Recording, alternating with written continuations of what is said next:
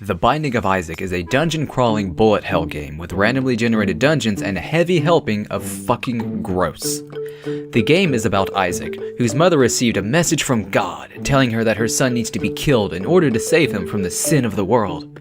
So, being the responsible adult that she is, good old Mommy Dearest grabs a knife and starts towards Isaac's bedroom. Luckily, Isaac notices a secret trapdoor to the basement and uses it to escape. Unfortunately, Isaac's basement just so happens to be filled with monsters, demons, and ungodly abominations. The only way for Isaac to get away with his life is to fight through his basement. How does he do this? Why, with sadness, of course. No, really. He fights off the creatures of the damned with his tears. That may sound underwhelming, but they actually do quite a bit of damage. My guess is that it's because they're really salty. They do get more powerful though. As you explore the basement, you pick up passive upgrades that affect Isaac's stats, such as health, attack power, and speed. Some items will even change Isaac's tears into something that actually may be considered a weapon. For instance, lasers. You start off with a pool of items that could appear in various places, and as you play the game, you unlock more items to add to that pool. There's dozens of items in this game, and most of them stack and change Isaac's appearance, which can lead to some very interesting results. This is actually a really fun aspect of the game. There's a little bit of giddiness I feel every time I find a new treasure room, because I'm excited to see what neat combinations I'll get, since they can be pretty wild.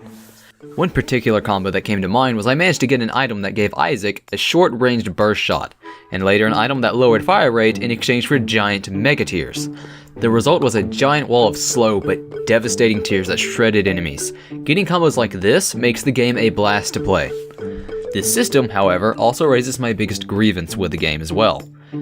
The random item drops are fun, and they do add a bit of tension and mystery, but it also means that if you have bad luck with the random number generator, your run is pretty much ruined.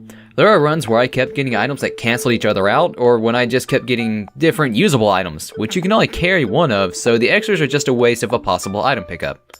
Yes, you can beat any enemy with bad items, or even no items, but it's not really fun. Some monsters have a lot of health, or have tricky movement patterns, so using really weak and underpowered tiers makes them needlessly difficult to defeat.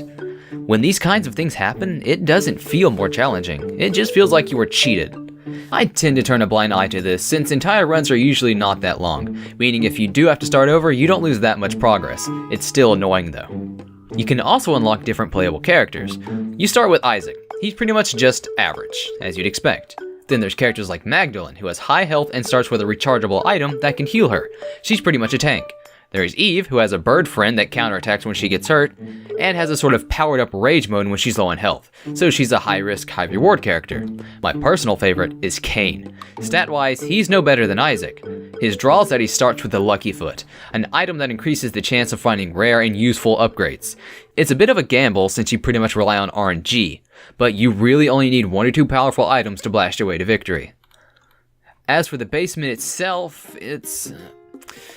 how do I put this? It's freaking disgusting. It's full of blood and poo and awful. And that's awful like O-F-F-A-L, not A-W-F-U-L, though it is very much full of that one too. Don't get me wrong, it's not bad.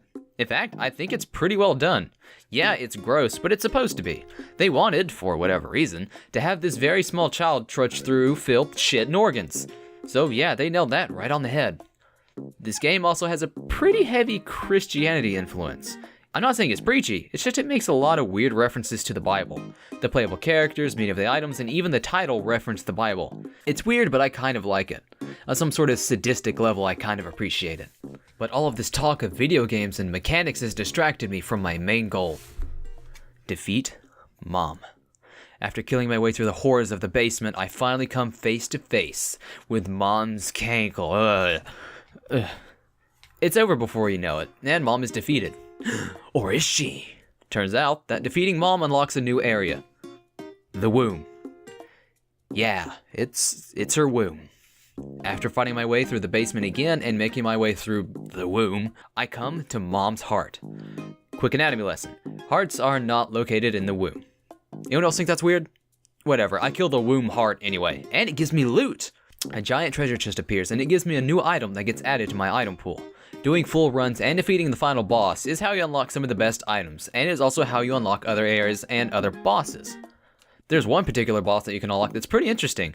He's a small biblical figure, one that's harder to recognize. What was his name again?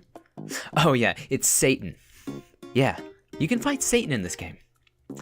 All in all, The Binding of Isaac is a very fun game. Its short bursts of intense action are easy to pick up and get into. The scenery, while gross, really conveys the message of being in an unholy horror. And even though the game does rely just a bit too much on luck for my taste, I can easily look past this and enjoy Isaac for what it is. A silly but dark dungeon game. And I feel like most people that like these kinds of games will also like it too.